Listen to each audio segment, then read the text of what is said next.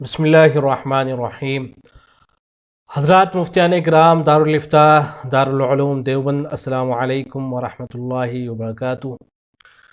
ملک میں جاری lock down کی وجہ سے جو حالات پیدا ہوئے اور حکومت کی جانب سے اجتماع پر سخت پابندی عائد کی گئی ہے، اکثر جگہ مسجدوں میں 5 افراد سے زائد لوگوں کے اکٹھا ہونے کی ممانعت ہے۔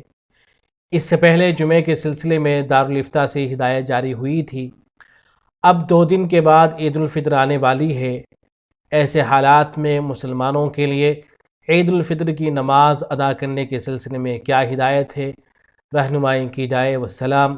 سوال کیا ہے حضرت مولانا عبدالخالق سنبھلی دامت برکاتہ العالیہ نے، نائب محتمم دارالعلوم دیوبند، تاریخ 27/9/1442 ہجری اور 10/5/2021۔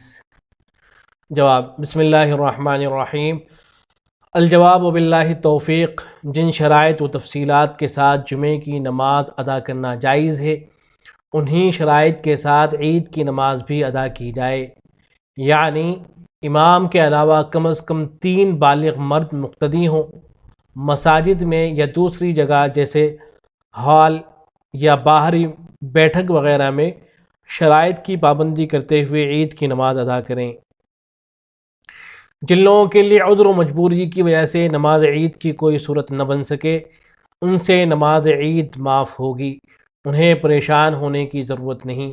یہ حضرات اپنے اپنے گھروں میں انفرادی طور پر 2 یا 4 رکعت نفل چاشت کی نیت سے پڑھ لیں تو بہتر ہے۔ فقط واللہ تعالی علم۔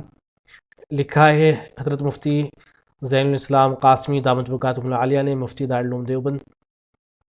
دوسرے دستخط حضرت مفتی محمود حسن دامت برکاتہ العالیہ کے ہیں اور دارالفتاح دارالعلوم دیوبند کی مہر ہے۔ والسلام علیکم ورحمۃ اللہ۔